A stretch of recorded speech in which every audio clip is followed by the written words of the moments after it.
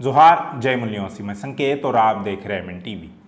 Corona काल से पहले ही देश की पूरी स्वास्थ्य सेवाएं ठीक नहीं थी।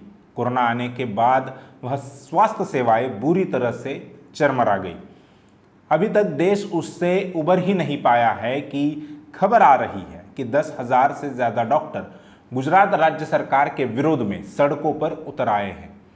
गौरतलब है कि गुजरात के तकरीबन 10,000 से ज़्यादा डॉक्टर्स अनिश्चितकालीन हड़ताल पर कल सोमवार को चले गए हैं। हड़ताल के पहले दिन Gujarat medical education and research society द्वारा संचालित सरकारी अस्पतालों, प्राथमिक और सामुदायिक स्वास्थ्य केंद्रों और अस्पतालों में सेवाएं चरमरा गई। हड़ताल के कारण इन डॉक्टरों ने मरीजों को देखने से साफ तौर पर इनकार कर दिया। यहाँ के सरकारी अस्पतालों में चिकित्सा सेवाएं व्यापक स्तर पर प्रभावित हुई है।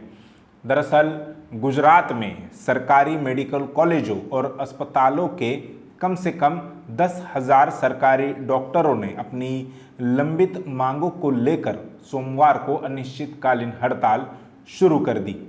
डॉक्टर, ये जो हड़ताल पर गए हुए डॉक्टर है, वे संविदा सेवाओं को नियमित करने, सरकारी अस्पतालों और पीएचसी में चिकित्सा सेवाएं सुधारने सहित अपनी कई लंबित मांगों को लेकर अनिश्चितकालीन हड़ताल कर रहे हैं। डॉक्टरों का कहना है कि सरकार ने वादा किया था कि वे उनकी सभी मांगे 31 मार्च 2022 तक पूरी करेंगे। उन्होंने कहा कि सरकार के आश्वासन के बाद हमने अपनी हड़ताल को रद्द कर दिया था, लेकिन ऐसा कोई आदेश पारित नहीं किया गया है। गुजरात मेडिकल टीचर्स एसोसिएशन यानी GMTA के महासचिव डॉक्टर जयेंद्र मकवाना ने कहा कि हमें जल्द ही आदेश के बारे में कोई उम्मीद नहीं दिख रही है। ऐसे में हमारे पास हड़ताल का सहारा लेने के अलावा दूसरा कोई विकल्प नहीं है। GMTA के अध्यक्ष डॉक्टर रजनीश पटेल ने कहा कि राज्य भर में लगभग 10,000 सरकारी डॉक्टर मांगों के समाधान के इंतजार में सोमवार से अनिश्चितकालीन हड़ताल पर चले गए हैं। इससे पहले ऐसा कभी भी नहीं हुआ था। इसमें CHC, PHC, जिला अस्पताल, 6 मेडिकल कॉलेज और 9 GMERS कॉलेज आदि में तैनात सरकारी कर्मचारी शामिल हैं। पटेल ने कहा कि हड़ताल पर गए हुए डॉक्टर 7वें वेतन आयोग के अनुसार एडहॉक सेवाओं, विभागीय पदोन्नति और NPA को जारी रखने और नियमित करने की मांग कर रहे हैं। GMTA के अन्य एक सदस्य ने कहा कि सभी डॉक्टर पिछले नवंबर से ही अपनी मांगों को लेकर सरकार से वार्ता कर रहे हैं। उन्होंने कई बार प्रयास किया कि सरकार के साथ बातचीत के जरिए उनके मुद्दों का समाधान हो, लेकिन कोई बात नहीं बनी।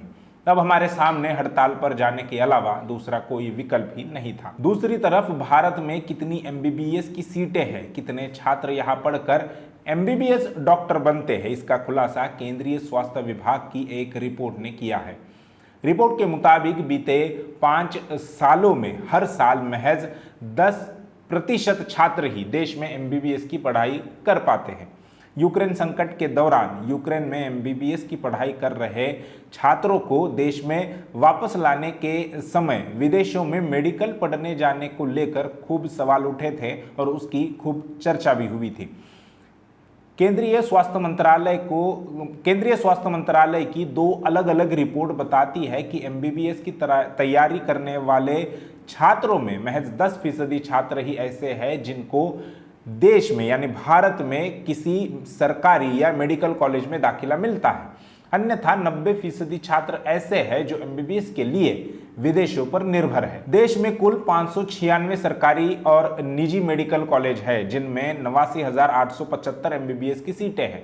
सरकारी कॉलेजों की संख्या 313 है, जिसमें 46,560 सीटें हैं, तो वही निजी कॉलेजों की संख्या 283 है, जिनमें 43,315 सीटें हैं। हालांकि 2014 से पहले देश में कुल 51,348 ही सीटें हुआ करती थी।